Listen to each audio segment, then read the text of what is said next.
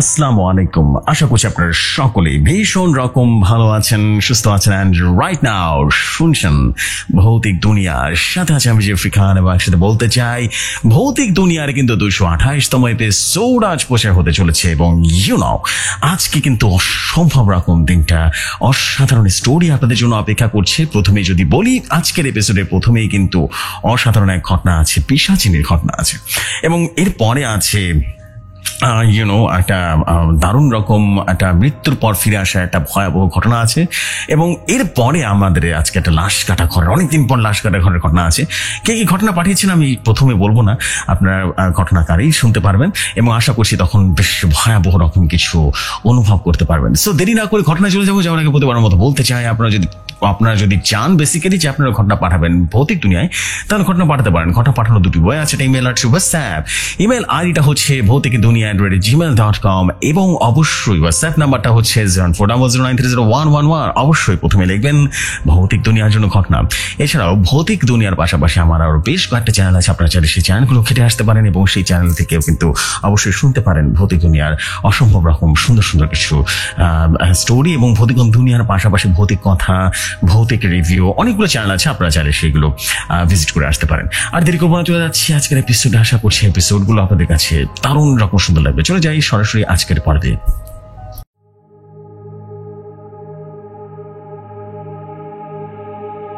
ঘটনাটা আমার কাছে যেভাবে এসেছে আমি ঠিক সেভাবেই পড়ছি।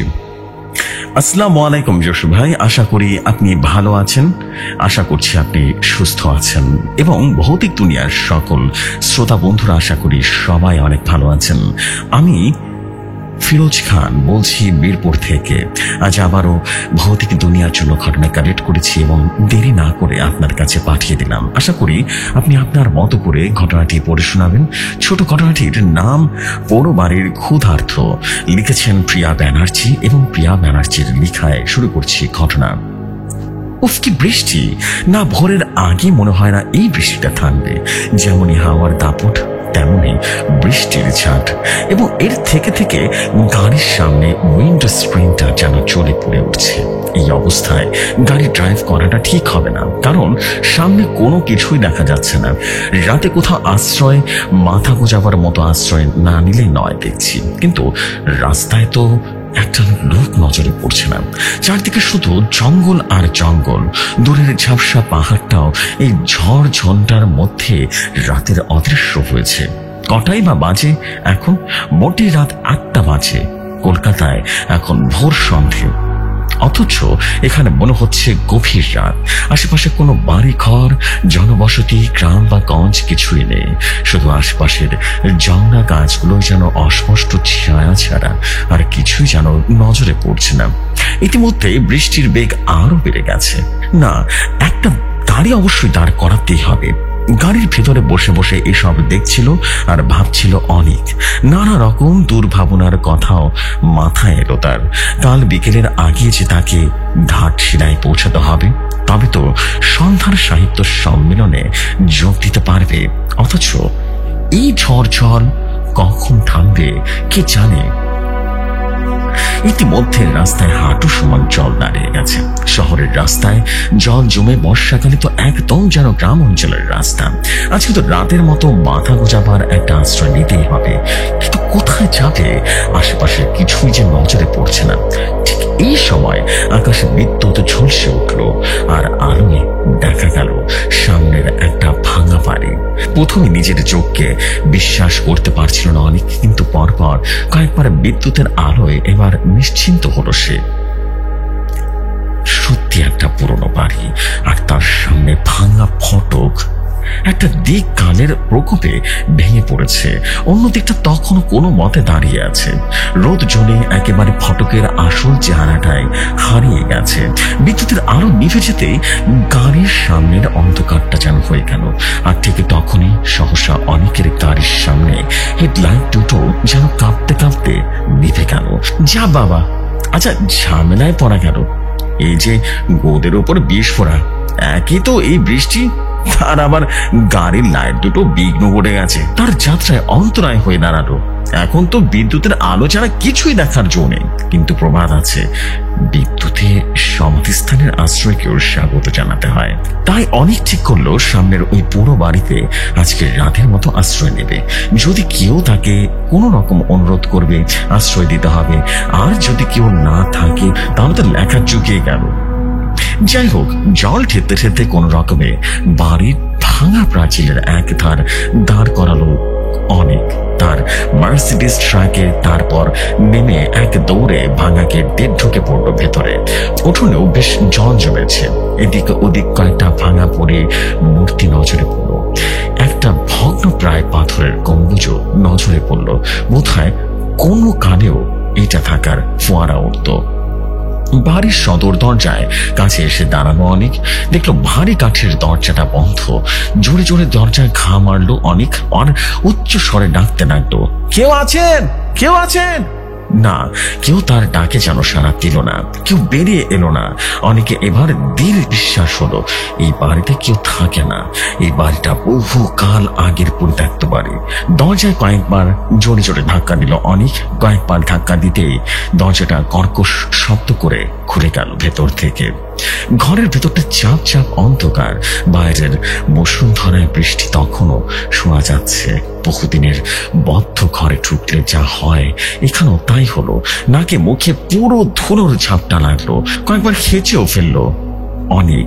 এমন সময় বাইরের বিদ্যুৎ ঝলসে উঠলো, তার আলোয় অনেক দেখলো সে একটা প্রশস্ত ড্রয়িং রুমে দাঁড়িয়ে আছে। তবে কোথাও কোনো আসবাব নজরে পড়ল না, শুধু পেছনে একটা ধুলোয় থাকা পোকা কাটা কৌচো নজরে পড়ল। ওপাশে একটা কাঠের সিঁড়ি দোতলার দিকে উঠে গেছে। সিঁড়ির যা অবস্থা, যে কোনো দিন হুড়মুড়িয়ে ভেঙে পড়তে পারে। অনেকের সাথে একটা ব্রিফ কেস ছিল, তাতে একটা টর্চ ছিল, কিন্তু সে ভুলবশত গাড়িতে ফেলে এসেছে। কটা বাজে এখন? অন্ধকারে আন্দাজে লাগাল অনেক। গাড়িতে বসে যখন লাস্ট ঘড়িটা দেখছিল তখন দেখেছিল 8টা বাজে। আর এতক্ষণ সময়ের মধ্যে কত হবে? 8:45। উফ, তার মানে সামনে এতখানি লম্বা রাত, সারা রাত এভাবে একা একা বসে থাকতে হবে। অনেক এসব ভাবছে, ঠিক উপরের সিঁড়িতে পায়ের শব্দ শোনা গেল। কেউ যেন নেমে এসেছে। চমকে সিঁড়ির দিকে তাকিয়ে আছে অনেক। একটা ক্ষীণ আলোর রেখা নেমে এসেছে তার সাথে সাথে, সাঁতরা যেন নেমে আসছে। অনেকে তাকিয়ে রয়েছে। কয়েক সেকেন্ডের মধ্যেই দেখতে পেল একটা তরুণী, শাড়ি পরার ধরনে বাঙালি বলেই মনে হলো। লম্বা চুল নিতম্ব স্পর্শ করছে, কপালে বড় বড় লাল সিন্দুরের টিপ, গলায় রুদ্রাক্ষের মালা। তার এক হাতে ধরা একটা ভূষকার মাখা লণ্ঠন। সে আলোর চেয়ে অন্ধকারই ছড়াচ্ছে বেশি। লণ্ঠনটা মেয়ের হাতে এমন তফাৎ করে ধরে থাকা যে মেয়েটার শরীরে আবছা আবছা ভাবে ফুটিয়ে তুলে অনেকের মনে একটা অতি ভৌতিক ত্রাসের সৃষ্টি করলো। সত্যি বলতে কি, এই আধো অন্ধকারের সে আলো, চুল, কপালে পরা লাল টিপ, গলায় রুদ্রাক্ষের মালা পরা মেয়েটিকে কেমন যেন তান্ত্রিক বলে মনে হচ্ছিল। অনেক কথা হারিয়ে বিস্মিত হয়ে তার দিকে তাকিয়ে লাগলো। ওদিকে অনেককে চুপ করতে থাকতে দেখে মেয়েটির কথাও যেন মনে পড়ে গেল। কে আপনি? কোথা থেকে আসছেন? এখানে কি প্রয়োজন? তার গলার স্বর কেমন যেন ঘষা ঘষা, বদলসা। অনেক বিস্ময়ের ঘোর কাটিয়ে ওঠে, আর তার আসার কারণ বলতে গিয়ে সব বলল। এমনকি মেয়েটার আপত্তি থাকলেও সে যে চলে যেত প্রস্তুত তাও জানাতে ভুলল না। অনেকের কথা শুনে মেয়েটি কিছুক্ষণ চুপ করে রইল, তারপর বলল, ঠিক আছে, আপনি থাকতে পারেন, আসুন আমার সাথে উপরে আসুন। অনেক বলতে যাচ্ছিল আপনি, মেয়েটা এবার হাসলো। অন্ধকারেও তার অস্বাভাবিক দাঁতগুলো যেন ঝিকিয়ে উঠল। অনেকের গা যেন শিরশির করে উঠল। হাসি থামিয়ে মেয়েটি বলল, আমি এই বাড়ির বড় মেয়ে, আমার নাম তারা। আমার মা, বাবা, ছোট বোন সবাই উপরের ঘরে থাকে। আসুন, ভেতরে আসুন। অনেকের দিকে বিশেষ তীক্ষ্ণ দৃষ্টিতে ছুড়ে মেয়েটি অর্থাৎ তারা ঘুরে দাঁড়ালো। অনেকে ধীরে ধীরে দ্বিধাগ্রস্ত পায় তার অনুসরণ করলো। আশ্চর্য, একতলার উপরে উঠেও ঘরে কোনো আলো নেই, উপরের নিচে কোথাও কোনো আলো নেই। অনেক আশ্চর্য হয়ে গেল। সারা বাড়িতে পুরনো কত যুগের জমা ধুলো গন্ধ। অনেকের হাঁচি আসছিল, কিন্তু সৌভাগ্যবশত বা সৌজন্যবশত তারা সামনে চাপা দেওয়ার চেষ্টা করছিল। একটা কেমন বাসি গন্ধ টের পেল যেন অনেক। ঠিক কাঠ পোড়া গন্ধও নয়, আবার পচা গন্ধও নয়, গন্ধটা খুব উটকো গন্ধ বা জাঁচালো গন্ধ। অনেকের মনে একটু অস্বস্তি আর ভয় হচ্ছিল। বাড়িতে মানুষ থাকে অথচ কোথাও কোনো আলোর দিশা নেই, কিচ্ছু নেই, কোথাও জীবনের কোনো স্পন্দন নেই, যেন একটা মৃতের বাড়িতে এসে উপস্থিত হয়েছে। মেঝেতে কত কালের সঞ্চিত পুরোধুলোর চাদর টের পাওয়া যাচ্ছে। মানুষ বাস করলে তো এমনটা হবার কথা নয়। অনেককে নিয়ে তারা একটা বড় হল ঘরে প্রবেশ করলো। সেখানে কত যে প্রদীপ মিটমিট করে জ্বলছে। সেই মিটমিটে প্রদীপে আলোয় দেখা গেল কারা যেন গোল হয়ে বসে আছে। কিন্তু সে অদ্ভুত কালো মূর্তিগুলো কিসের তা অনেক বুঝতে পারলো না। হঠাৎ তারা সেদিকে উদ্দেশ্য করে বলল, বাবা দেখ, এনেছি। অবাক হয়ে গেল অনেক। এই মূর্তিগুলো তাহলে জীবিত, এরাই তাহলে তার মা, বাবা, বোন। অদ্ভুত এই পরিবারটা। এই অন্ধকার বাড়িতে কতগুলো মিটমিটে প্রদীপের আলোয় বসে এরা কি করছে? তার আর কণ্ঠস্বর পেয়েও মূর্তিগুলোর মধ্যে কোনো ভাবান্তর হলো না, একটু যেন নড়ে চড়ে উঠল না। কিন্তু ভেসে এলো একটা ভরাট রক্ত জল করা পুরুষ কণ্ঠ। ওকে বসতে বল। এ আবার কোথায় এসে পড়লাম রে বাবা? অনেক মনে মনে প্রমাদ করলো। আজব লোক তো এবার। এরা কি বদ্ধ পাগল নাকি কোনো তান্ত্রিক কপালে? কে? কথাবার্তা, আচার, ব্যবহার, পরিবেশ সবকিছু কেমন যেন খুবই রহস্যজনক। তারার নির্দেশে অনেক একটা মাটিতে পাতা পশম আসনে বসে পড়ল। আবার শুনতে পেল সে রহস্যজনক কণ্ঠস্বর, ওকে একটা ভার পানি দে। অশরীরীদের নির্দেশে একটা মাটির পাত্র অনেকের সামনে রাখলো তারা। আশ্চর্য, এত তাড়াতাড়ি কোথা থেকে এটা আনলো তারা? আধো আলো আধো অন্ধকারে মনে হলো পাত্রটায় কিছু একটা আছে। সেটাকে জল ভেবে অনেক দু হাতে ভাতটা তুলে ধরতে গেল, আর কয়েক ফোঁটা তরল মুখে পড়তেই মুখ বিকৃত হয়ে গেল তার। পাত্রটা পড়ে গেল হাত থেকে। কালো তরলটা গড়িয়ে পড়লো মেঝেতে। কি বিশ্রী স্বাদ, নোনতা নোনতা স্বাদ। জলও নয়, চা বা কফিও নয়, এমনকি কোল্ড ড্রিঙ্কসও নয়। তাহলে এই নতুন ধরনের জিনিসটা আবার কি? মনের ভাবটা তারাকে জানাতেই যাবে। এমন সময় কানে এলো এক বিশ্রী হাসির শব্দ। সে ভূতের মূর্তিগুলোর দিকে তাকিয়ে থাকতে এসেছে শব্দটা। কিন্তু প্রত্যেকটা মূর্তি তখনও নিশ্চুপ হয়ে বসে আছে, যেন সার সার কতগুলো মৃতদেহকে জোর করে বসিয়ে রাখা হয়েছে। কেউ এতটুকু নড়ছে না, চড়ছে না, এমনকি এতগুলো মানুষের নিঃশ্বাস প্রশ্বাসের শব্দ কানে আসছে না। এই মৃত্যু পরিতে জীবিত মানুষ বলতে একমাত্র যেন অনেক আর তারা। এই মশাই, আমাদের দেয়া পানিটা কেমন লাগলো বুঝি? সে মৃত্যুশীল পুরুষ কণ্ঠ আবার যেন ভেসে আসলো। অনেকের মনের ভেতরে যেন সংশয়, বিস্মিত আর ভীতির ঝড় যেন বইছিল। কোনো মতে প্রশ্নটা পাশ কাটিয়ে পাল্টা প্রশ্ন করলো, এইটা আবার কি ধরনের জিনিস? কোনোদিনও তো খাইনি তো। জল বা কফি কোনোটাই তো নয়। আবার একটা হাসি দিল। এবারে যেন সম্মিলিত গলায় পুরুষ কণ্ঠের পাশাপাশি তিনটে নারী কণ্ঠ হাসিও শোনা গেল। বিদ্রুপের হাসি, এমনকি অনেকের সামনে দাঁড়িয়ে থাকা তারাও হাসছে। তারা অস্বাভাবিক সাদা দাঁতগুলো যেন স্পষ্ট দেখা যাচ্ছে। আশ্চর্য, মূর্তিগুলো হাসছে অথচ সব যেন কাঠের মতো শক্ত হয়ে গেছে। এমনকি সামনে দাঁড়িয়ে থাকা তারার শরীরেও কোনো স্পন্দন লক্ষিত হচ্ছে না, যেন নিরেট কাঠের প্রতিমা। শুধু থেকে থেকে তার চোখ দুটো যেন চিকিয়ে চিকিয়ে উঠছে ক্ষুধার্ত হয়নার মতো করে। আবারও ভেসে এলো সেই পুরুষ কণ্ঠ, রক্তহীন করা গলায় বলতে লাগলো, এখানে আপনি আজ রাতের অতিথি। এই বাড়িতে সবাই চা, জল জাতীয় পানীয় অনেক দিন আগেই পরিত্যাগ করেছে। এখন আমাদের খাদ্য পানি অন্যরকম। এই পর্যন্ত বলেই সে কণ্ঠস্বরটা যেন থেমে গেল।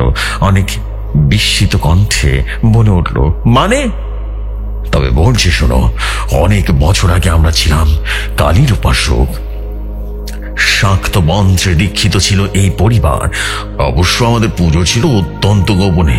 আমাদের ঘরের মেঝের দিকে একটা চোরা কুঠরি আছে, সেখানে হতো আমাদের পারিবারিক অবস্থার দেবী পুজো। কেউ যাতে এই পুজো না দেখতে পায়, বাইরে কাউকে এই পুজোর ব্যাপারে বলতে না পারে, তার ব্যবস্থা আমাদের করে রাখতে হতো।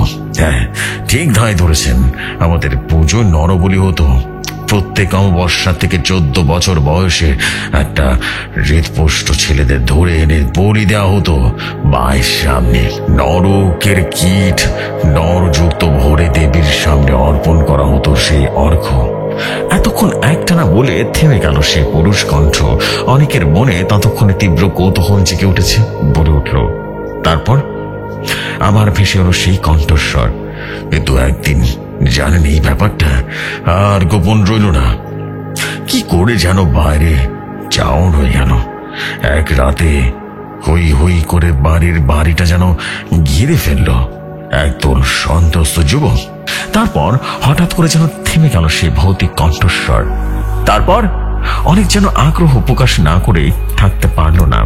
এবার শোনা গেল একটা বিষাদ ঘন কণ্ঠ। ব্যথায় কাতর হয়ে কণ্ঠস্বরটা এবার বলল, আমরা কেউ ওদের হাত থেকে রেহাই পেলাম না, এমনকি বাড়িটাও না।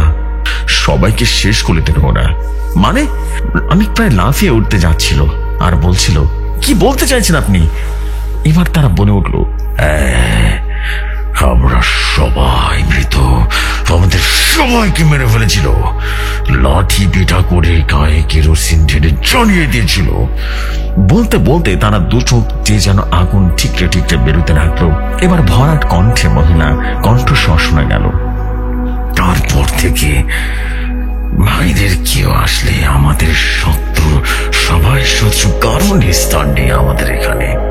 মহিলার কণ্ঠস্বর এবার যেন ক্ষীণ অথচ ক্রূর তরুণী কণ্ঠ শোনা গেল, এই বাড়িতে যে আসবে সে মরবে, আজ তোমার মৃত্যু তোমায় এখানে ডেকে এনেছে। শেষের কথাটা অনেককে উদ্দেশ্য করে বলল। অনেক কি করবে কি করবে না সে ব্যাপারে ভাবছে। তখন ঠিক সবকিছুই যেন বিশ্বাস করে উঠতে পারছে না। এরা কি ঠিক বলছে?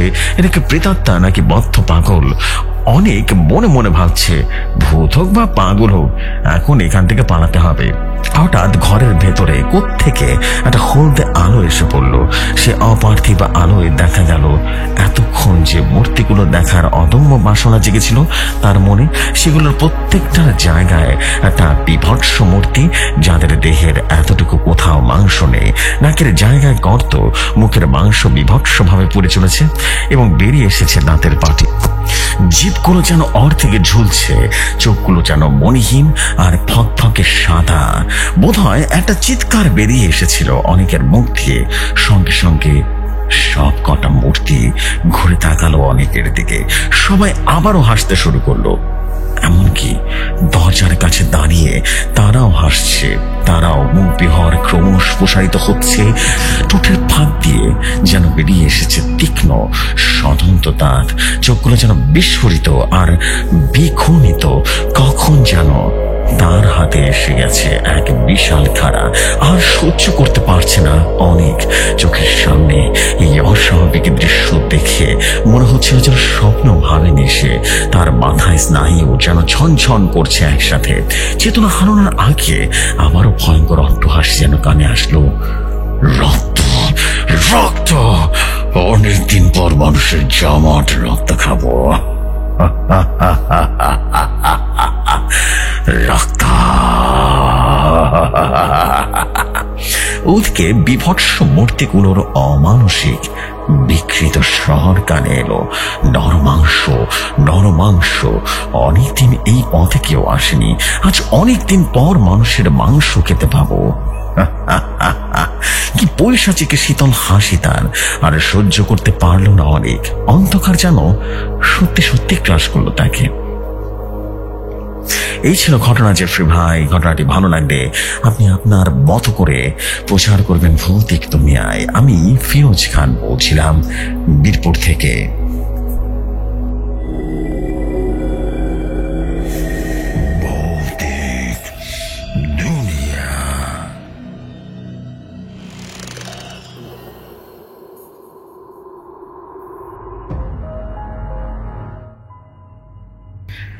Hey Firoz bhai, thank you so much again for this beautiful story of a haunted house বলা যেতে পারে।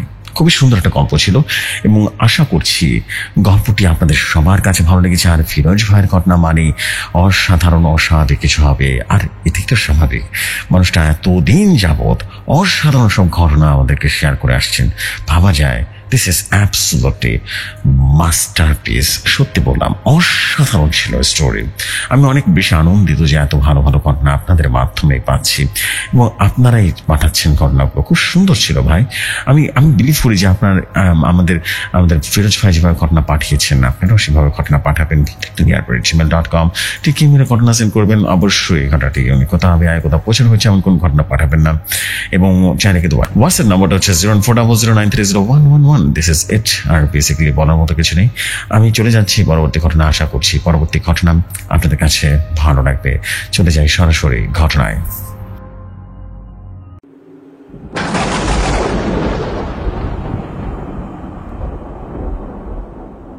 ঘটনাটা আমার কাছে যেভাবে এসেছে আমি ঠিক সেভাবেই পড়ছি। আসসালামু আলাইকুম জসু ভাই, আশা করি ভালো আছেন। আমার নাম মিথুল ইসলাম, আমি চট্টগ্রাম থেকে বলছি। ভৌতিক দুনিয়ার জন্য ঘটনা শেয়ার করছি। ঘটনাটি ভালো লাগলে পড়ে শোনাবেন। ঘটনাটি যিনি আমার কাছে শেয়ার করেছেন তিনি একজন বাজারের পাহারাদার। রাতের বেলা বাজার পাহারা দিতে এসেছেন। তিনি প্রায় 36 বছর বয়সী ছিলেন। শুরু করছি ঘটনা। নাম বুরহান মিয়া। তিনি দীর্ঘদিন যাবৎ রাতের পাহারার দেবার পেশায় থেকে বেশ কিছু ভয়ঙ্কর কিংবা ভৌতিক ঘটনার সম্মুখীন হয়েছেন, যার ব্যাখ্যা তিনি নিজেও জানেন না। তার মুখে বলা ঘটনাটি হুবহু আপনাদের বা আপনার সামনে তুলে ধরছি। বলছেন সেই ব্যক্তি, আমি মোহাম্মদ বুরহান মিয়া। আমার বাড়ি বর্ডারের কাছে। বর্ডারের কাছে একটা বাজার আছে। আমি গত 36 বছর যাবৎ বাজারে পাহারা চাকরি করি। একদিন রাতের বেলা আমি রোজ দিনকার মতো পাহারায় মানে বাজারে পাহারা দিতে গেছিলাম। সেদিন ছিল পঞ্চমী। আকাশে কি সুন্দর চাঁদ ভাসে আসতেছে। আমার স্পষ্ট মনে আছে আকাশে কোনো মেঘ আসছিল না। আমি সিগারেট চালাই আকাশের চাঁদের দিকে তাকায়া গুনগুন করতেছিলাম। বাজারের তার পাশে তেমন কোনো বসতি নেই। পাহাড়ি এলাকা। বাজার শেষ হলেই সবকিছু নির্জন হয়ে পড়ে। আগে শরফ মিয়া নামে একজন লোক ছিল, সারাদিন চা বিক্রি করতো। রাতের দিকে মোটামুটি চায়ের দোকানে ঘুমাইতো। লোকটা মরে গেছে কিছুদিন হলো। হঠাৎ শরফ মিয়ার কথা মনে পড়ে কেমন যেন মনের ভিতর ভয় ভয় লাগতেছিল। কানের কাছে টুং টুং টুং টুং টুং টুং, আহা কি শব্দ!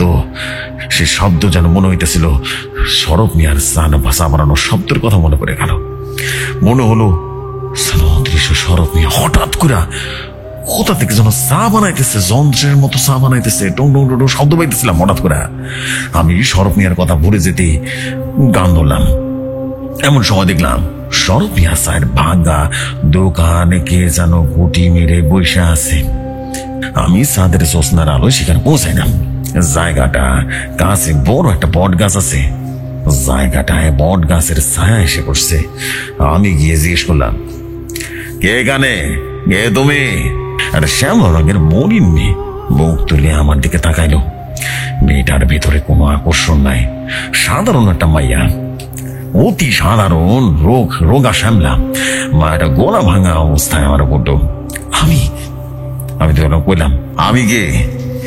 আমি নীলুফার ইয়াসমিন, বয়স 17, বাড়ি শান্তিপুর।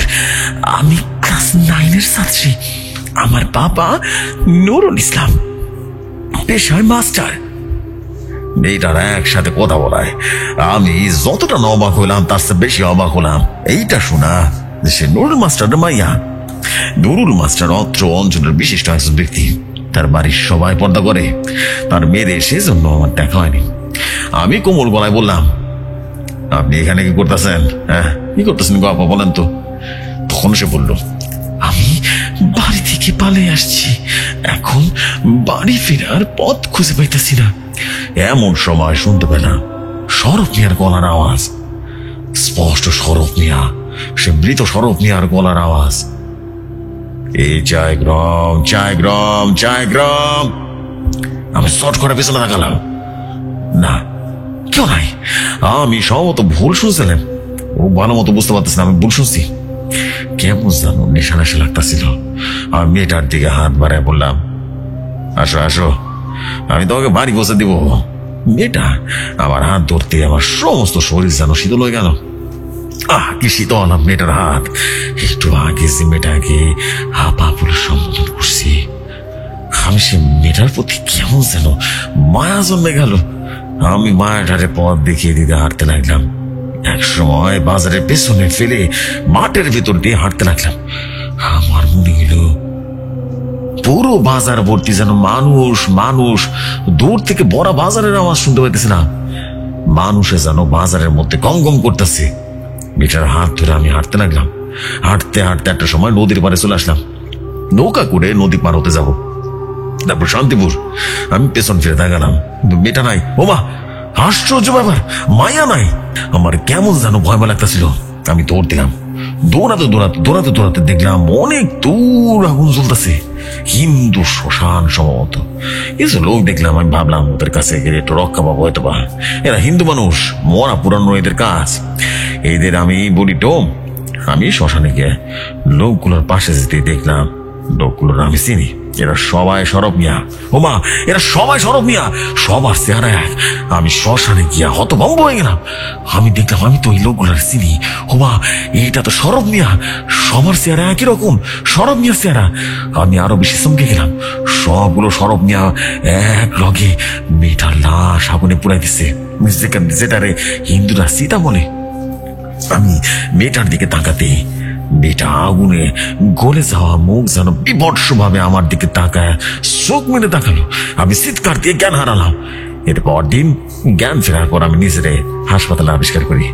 আমি প্রায় 3 দিনের মতো অজ্ঞান আছিলাম এবং জ্ঞান হারানো অবস্থায় ছিলাম। এরপর কবিরাজ আমাকে তাবিজ কবজ দেন। আমার খোঁজ খবর নিয়ে জানতে পারি শান্তিপুরে নুরুল মাস্টারের মাইয়া নীলুফার ইয়াসমিন এক হিন্দু ছেলেকে ভালোবাসত। পরিবার সেই ভালোবাসাটা মানে নিতে পারে নাই, তাই নীলুফার নিজের গায়ে কেরোসিন মাইরা আত্মহত্যা করছে। আর সরব মিয়াকে দিয়ে সে কেরোসিন তেল মিথ্যা বলে কিনেছিল। নীলুফার ইয়াসমিন।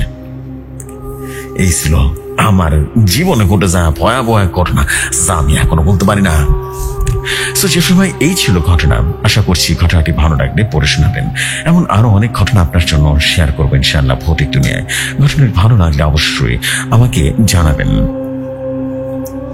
আসসালামু আলাইকুম। ভৌতিক দুনিয়া।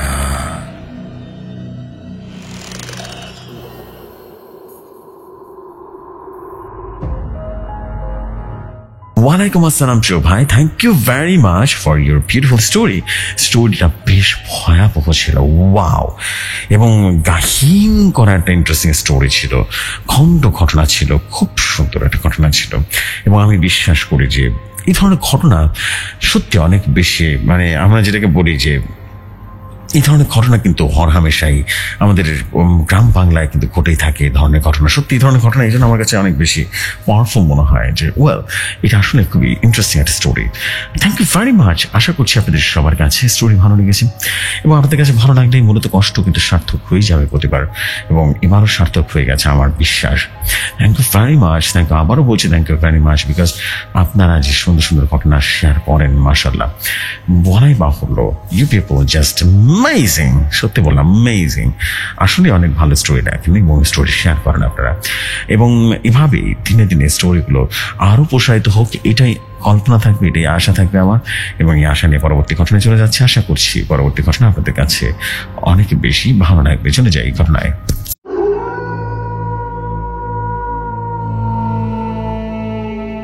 ঘটনা আমার কাছে যেভাবে এসেছে আমি ঠিক সেভাবেই পড়ছি। আসসালামু আলাইকুম যশু ভাই, আশা করি ভালো আছেন। আমিও ভালো আছি। আমার নাম নাহিদ সরকার।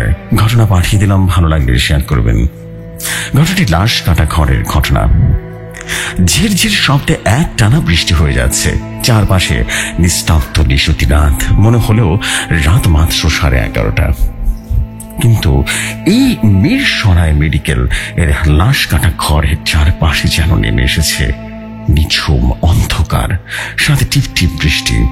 সালাম একটু আগেই ভ্যান নিয়ে এসেছে এখানে। উদ্দেশ্য ছিল রমেশ ডোমকে দিয়ে লাশটা বুঝিয়ে দেবে। Police case. লাশটা একটা যুবতী মেয়ের, বয়স আন্দাজ 24 হবে। স্বামীর সাথে রাগ করে বিষ খেয়েছে। পুলিশ আসতে আসতে ফুলে ঢোলে হয়ে গেছে লাশটা। ফুলা লাশটাকে মেডিকেলে ময়না তদন্ততে পাঠিয়েছিল সালামকে দিয়ে। সালাম এই লাশ বহনের কাজ করে এসেছে 4 বছর ধরে। এই সব কাজে কখনো ভয় পায়নি সে। আরো বেশ ভালোই লাগে ওর। অনেক দূর থেকে লাশ নিয়ে আসতে হলেও সালামের ডাক পড়ে এই জন্য। অবশ্য টাকাও কম পায় না, প্রতিটি লাশ টানার জন্য 600 টাকা করে পায় সে। এদিক দিয়ে সপ্তাহে খানিক নেশার টাকা হয়ে যায়। ভাবতে ভাবতে আর একটা গাঁজা ভরা সিগারেট ধরল সালাম। সে মর্গের বাইরে অপেক্ষা করছে রমেশের জন্য। রমেশ আসলে ওকে লাশ বুঝিয়ে দিয়ে সে চলে যাবে। নিশিতি রাতে বের হলে 1 বোতল বাংলা নিয়ে যেন সালাম সবখানে আসবে। এভাবেই যায় সময়। ওকে মর্গের বাইরে বসে থাকতে হয়। সরকারি চাকরি করে রমেশ, তাই কোনো সময় আসে সেটার কোনো ঠিক থাকে না। আর লাশ ফেলে রেখে যাবারও কোনো উপায় নেই। রমেশ হাতের আঙ্গুলের ছাপ একটা সরকারি কাগজে নিতে হয় ওকে।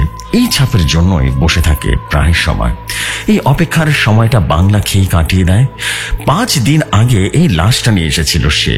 সেই সময় বেশ টাকা পেয়েছিল, তাই আজকের সাথে গাঁজার পুড়িয়েও আছে, তাই সময়টা বেশ মন্দ কাটছে না। মর্গের বাইরে টুল পাতা আছে, সেই টুলে বসে বসে আরেকটা বিড়ি ধরালো সালাম। গাঁজা খাবার অভ্যাস সে ছোটবেলা থেকেই ছিল সালামের। একসময় গাঁজা বিক্রি করতো রেল লাইনের বস্তিতে। সেখান থেকে চলে আসে 15 বছর বয়সে। সেই থেকে ভ্যান চালায় সালাম। সে পেশায় খুব একটা আসে না দেখে থানার দারোগা বাবুর হাতে পায়ে ধরে 4 বছর আগের লাশ টানার কাজটা পেয়েছিল। সেই থেকে কপাল খুলেছে সালামের। 2 বছর আগে বিয়েও করেছিল, কিন্তু সংসারটা টেকেনি। ওর বউ ফুলবানু নাকি রাতের বেলায় ওর শরীরে লাশের গন্ধ পায়। 3 মাস আগে তাই তালাক দিয়ে চলে গেছে আরেক লোকের সাথে। ভাবতে ভাবতে দীর্ঘশ্বাস ফেলে সালাম অনেকবার চেয়েছিল এই পেশা ছেড়ে চলে যাবে, কিন্তু পারেনি। পেটের দায়ে এখন ও পেশায় পড়ে আছে। বৃষ্টি নেমে গেছে একটু আগেই। এখন মাটিতে সোদা গন্ধ সাথে সালামের গাঁজার ফ্যাকাশে গন্ধ মিলে এক অন্য রকম পরিবেশের সৃষ্টি করেছে মর্গের আশেপাশটা। এর মাঝে বাংলার বোতলও প্রায় শেষ করে ফেলেছে। এমন সময় হঠাৎ করে ওর সামনে এসে হাজির হলো রমেশ ডোম। বয়স 50 ছুঁই, কিন্তু এখনো শরীরে প্রচন্ড শক্তি। আর এই বয়সে ও দিব্যি বাল খেয়ে বেড়ায়।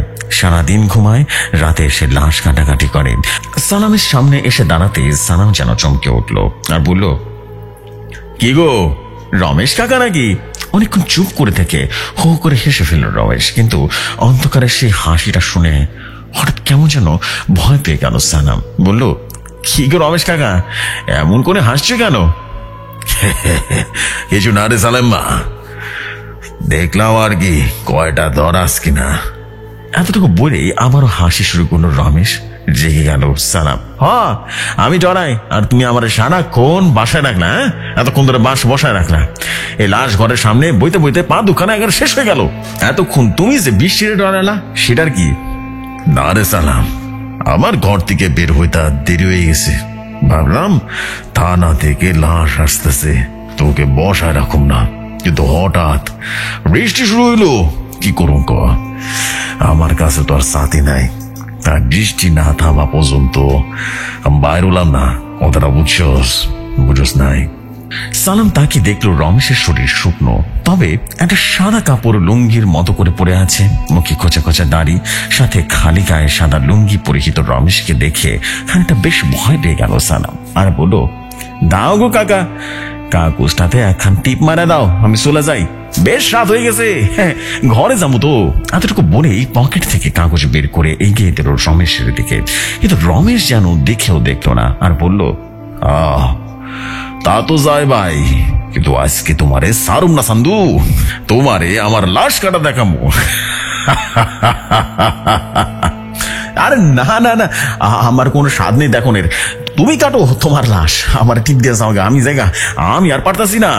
এই বলে উঠে পড়তে চাইল সালাম, কিন্তু রমেশ সালামের বাম হাতটা ধরে টেনে নিচে নামিয়ে দিল লাশ কাটা ঘরের সামনে। কোমর থেকে চাবি বের করে খুলে ফেললো দরজাটা। তারপর চাবির গোছাটা ভেতর থেকে ভ্যানের সামনে নিয়ে আসলো। সালামকে বলল, নাও বাটা ধরো তো, নিয়ে যায় ভেতরে। সালাম না করলো না। দুজনে মিলেই মেয়েটার লাশটিকে নিয়ে লাশ ঘরের ভেতরে গেল। সেখানে একটা সাদা কাপড়ে পাতা টেবিলের উপরে লাশটাকে রেখে বাতি জ্বালিয়ে দিল রমেশ টোম। তারপর হেঁটে গিয়ে একটা 40 পাওয়ারের বাতি জ্বালিয়ে দিল। এই আলোতে অন্ধকারে যেন আরো বেশি বেশি চেপে বসলো। আশেপাশে যেন কিছুই দেখা যায় না। কোত্থেকে একটা বাক্স নিয়ে হাজির হলো রমেশ। সেটা খুলে বের করলো একটা ধারালো ছুরি। সেটা নিয়ে লাশ বাঁধার পাটির বাঁধন খুলতে খুলতে বলল, আজকে তোমারে আমি লাশ কাটা দেখাবো। লাশ কোনোদিন তো দেখলা না আমি কিভাবে লাশ কাটি। হাসিটা দেখে যেন ভয় পেয়ে গেল সানাম। কেমন যেন একটা জড়তা চলে এলো ওর মাঝে। মন্ত্রমুগ্ধের মতো মাথা নেড়ে তাকে যেন সম্মতি জানাতে হলো। তারপরে দেখতে লাগলো কি করে রমেশ। অদ্ভুত এক পরিবেশের তৈরি হয়েছে চারপাশে। এই অন্ধকার রাতের সাথে সোদা গন্ধের সাথে পচা পচা গন্ধের ভরে গেল সারা ঘর। কিন্তু সালামের কোনো অনুভূতি যেন কাজ করছে না। সে তাকে আছে রমেশের সামনে রাখা লাশটার দিকে। গন্ধের উৎস হয়তোবা সেখানে। রমেশ আস্তে আস্তে 4টা তড়ি কেটে লাশের উপরে একটা পাটি সরিয়ে ফেলল। তারপর সেই লাশের ওপর থেকে সাদা কাফনের কাপড়টা সরিয়ে দিল। বাঁধন খুলতে গিয়ে সালামও হাত লাগালো। উপর থেকে শরীরটা খুলে সালাম দেখলো অনিন্দ সুন্দরী আর এক মুখ। কেমন যেন ফুলে ফেপে ঢোল হয়ে গেছে। চোখের নিচে নাকের ফুটো দিয়ে চাপা চাপা রক্ত আর দীর্ঘশ্বাস ফেলে সালাম বলল, আহা কত সুন্দর আসিল। এখন কেউ এটাকে সুইতেও চাইব না। একদিন নিশ্চয়ই সবাই মায়েরা পাইতে চাইতো, নিজের বউ বানাতে চাইতো। হ্যাঁ, আজকে সেই লোকগুলোর মায়ের স্বপ্ন পাইতে চাইবো না।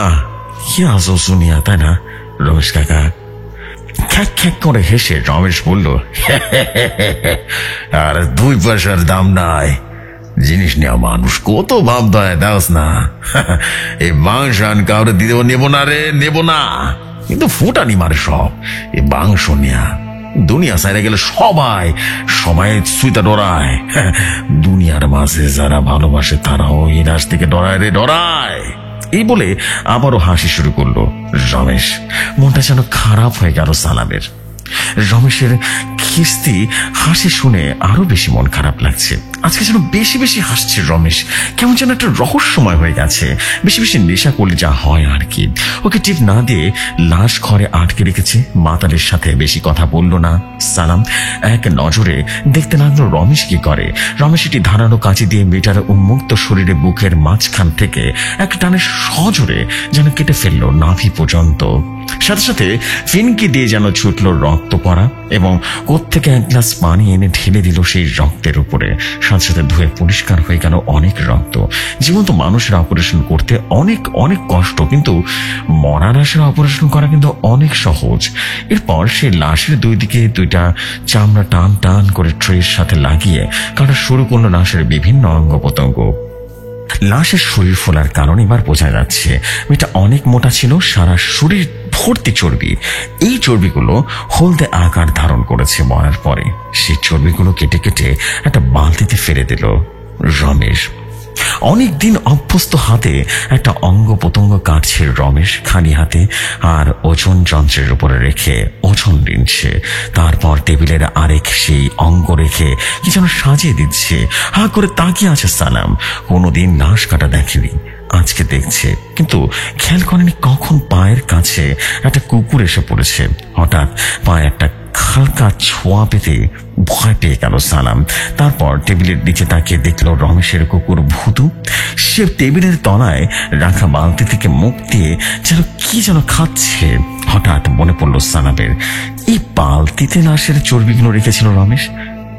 উপরে উঠে রমেশকে সেটা বলতে বলতে দেখলো রমেশ হাসি মুখে তাকিয়ে তাকিয়ে বলল, আরে এই জিনিস ভূতুর অনেক প্রিয়, ওর ভালো করে কিছু খাইতে দিতে পারি না, তাই এখানে আসলে একটু হলুদ জিনিসটা খায় আর কি। ওকে আগে বগা দিতাম, কিন্তু চিন্তা করলাম ভূতুরে ভালো মন্দ কিছু খাইতে দিতে পারি না। কুকুরটা যখন জিনিসটা পছন্দ করতেছে তাহলে কি হয়, খাইতে দিলে একটু খাক না। এই বলে যেন গা শিউর করাটা হাসি দিল রমেশ। এবার কেমন যেন গা কুড়িয়ে উঠলো সালামের। খেতে দিতে হলে ময়লা খাবে, তাই বলে মানুষের চর্বি খাবে একটা পোষা কুকুর। নাক মুখ কুচকে আবারও নিচে ডাকে দেখলো সালাম। কুকুরটা তখন খেয়ে চলেছে সে চর্বিটা। আস্তে আস্তে কাজ করে চলেছে রমেশ। সব অঙ্গ প্রত্যঙ্গ প্রায় কাটা শেষ। এমন সময় কি যেন চিন্তা করলো, কাজ থামিয়ে দিল সে। আমারও একটা অঙ্গে আমারও যথাস্থানে রেখে দিল। আর শুধু কলিজায় পড়ে আছে টেবিলের এক কোনায়। কাল যে আকার ধারণ করেছে সেটা হঠাৎ কি মনে করে কলিজাটায় একটা পলিথিন ব্যাগে পেঁচিয়ে নিল এবং হাঁটা দিল রমেশ। অবাক হয়ে গেল সালাম, আর অবাক হয়ে জিজ্ঞেস করলো, কই যাও কাকা? কই যাটা নিয়ে কই যাও তুমি? কি করবা এটা দিয়া? পেছন ফিরে তাকালো রমেশ। খুব একটা ভালোভাবে চেহারাটা দেখা যাচ্ছে না, দেখা যাচ্ছে শুধু হলদে দাঁতের পাটি। হেসে হেসে রমেশ বলল, এই তো এই কলিজাটার একটা ব্যবস্থা করে আসি রে সালাইম্মা। থাক, আমি অহনি যাইতেছি, অহনি আইব। সামান্য সময় থাক তুই। এতটুকু বলেই হন হন করে দরজা খুলে যেন বাইরে বেরিয়ে গেল রমেশ। পেছন পেছনে কুকুরটাও যেন চলে গেল। কি মনে করে যেন পেছন ফিরে তাকালো কুকুরটা। অন্ধকারে কুকুরের চোখের হলদে চোখের মনিটা দেখে যেন ভয় পেয়ে গেল সালাম। একটু পরে আবারও বের হয়ে গেল সেটা। হাত ছেড়ে বাঁচলো সালাম। লুঙ্গির গিট্টুটা থেকে গাঁজা পুড়িয়া বের করে টান দেওয়া শুরু করলো। হঠাৎ চিৎকারে চেঁচামেচি শুনতে পেল সালাম। লাশ ঘরের বাইরে থেকে কারা যেন কথা বলছে, এটাই শুনতে চান এবং বুঝতে চাইছে। একজন মহিলা যেন কাঁদছে। তাড়াতাড়ি করে লাশ ঘর থেকে বেরিয়ে আসলো সালাম। দরজা খুলে বের হয়ে রীতিমতো হতভম্ব হয়ে গেল সালাম। বাইরে আরেকটা ভ্যান দাঁড়িয়ে আছে। সালামের ভ্যানটা সরানো নিয়ে তর্ক বিতর্ক করছে কিছু মানুষ। মনে হচ্ছে ভ্যানে করে কোন একটা লাশ নিয়ে এসেছে কেউ, সেই সাথে লাশের আত্মীয় স্বজন। তাদের কান্নায় যেন পাওয়া যাচ্ছিল ভেতর থেকে। সালাম বের হয়ে জিজ্ঞেস করলো, কি হয়েছে ভাই, কার লাশ নিয়ে আসছো? রমেশ তো একটু আগে বাইরে গেল, এখন আবার এসে যাবো না, সমস্যা নাই বলেই গাঁজায় শেষ টানটা দিয়ে ফিল্টারটা ফেলে দিল। হঠাৎ করে নিস্তব্ধ হয়ে গেল সামনের জনতা। ভোর হতে শুরু করেছে মাত্র। আস্তে আস্তে জাগতে শুরু করেছে পাখিগুলো। এমন সময় যেন একটা বোমা ফাটালো সালাম। সামনে থাকা সবাই ওর দিকে হতভম্ব দৃষ্টিতে তাকিয়ে আছে। একজন মহিলা এগিয়ে এসে সালামকে বলল, কে আসছিল এতক্ষণ? কে আসলো ভিতরে? কেন কইলাম না রমেশ কাকারে বাইরে গেছে, একটু পরে আয়া পড়বো নে। বিরক্তির সুরে কথাগুলো বলল সালাম। সে মহিলা হঠাৎ গিয়ে ভ্যানে রাখা লাশটা মুখ থেকে কাপড় খুলে ফেলে বলল, রমেশ যদি এইখানে আসে থাকি তবে এইটা কেরা? লাশের মাথাটা দেখে হঠাৎ করে মাথাটা যেন চক্কর দিয়ে উঠল সালামের। রমেশ সাদা কাপড়ে বাঁধা লাশ হয়ে পড়ে আছে সালামের সামনের ভ্যানে। হঠাৎ করে বুঝতে পারলো সালাম অজ্ঞান হয়ে যাচ্ছে। শুধু অজ্ঞান হবার আগে ভ্যানের পাশে দাঁড়ানো রমেশের কুকুরটাকে দেখতে পেল। সে হলদে চোখে তাকিয়ে আছে, খানিকক্ষণ আগের মতো করে বুকের পাশে লেগে আছে হলদে সে চর্বিগুলো। এই ছিল ঘটনা। ঘটনাটি ভালো লাগবে পড়ে শোনাবেন। আশা করি সবার কাছে ঘটনাটি ভালো লাগবে। এই ছিল মর্গের ঘটনা জেফরি ভাই। ঘটনাটি কালেক্ট করলাম, অনেক পুরনো গল্প। যদি ভালো লাগে শেয়ার করতে পারেন।